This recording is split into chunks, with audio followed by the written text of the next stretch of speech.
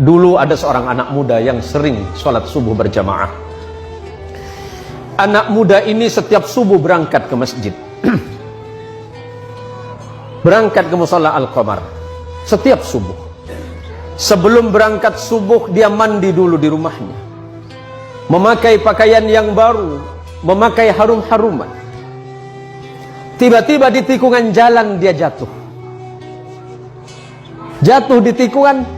Apakah dia tidak melanjutkan perjalanan? Dia pulang ke rumahnya, mandi lagi, pakai baju baru lagi, memakai harum-haruman lagi, berangkat lagi ke masjid. Untuk kedua kalinya anak muda ini terjatuh di tempat yang sama. Apakah anak muda ini putus asa? Tidak. Anak muda ini balik lagi ke rumahnya.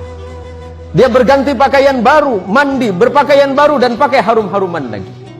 Dan ketiga kalinya dia berada di tikungan jalan di tempat dia jatuh semula, dari pertama dan kedua kali, tiba-tiba ada orang tua yang sedang memegang lampu. Orang tua ini bertanya kepada anak muda ini, "Wahai anak muda, kamu mau kemana?" "Saya mau ke masjid, Pak. Saya mau sholat subuh."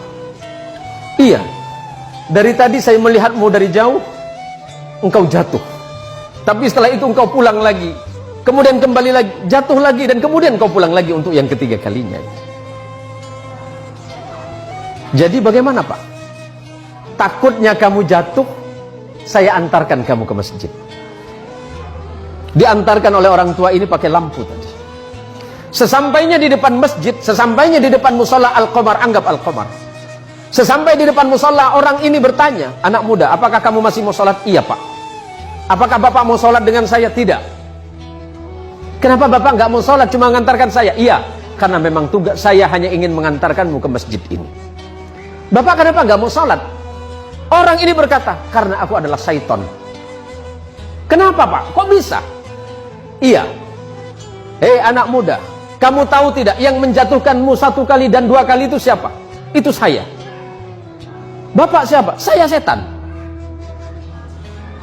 "Tapi kenapa kalau memang Bapak setan masih mengantarkan saya ke masjid ini?"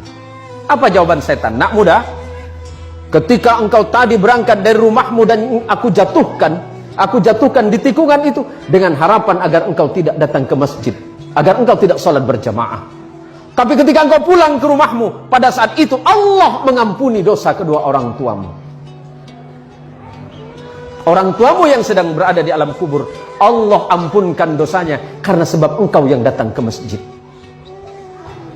Yang kedua kalinya, ketika aku jatuhkan dengan harapan agar engkau tidak ke masjid, pada saat itu engkau kembali lagi, dan pada saat kembali itulah Allah mengampuni tetanggamu yang sedang tertidur pulas dalam keadaan tidak sholat.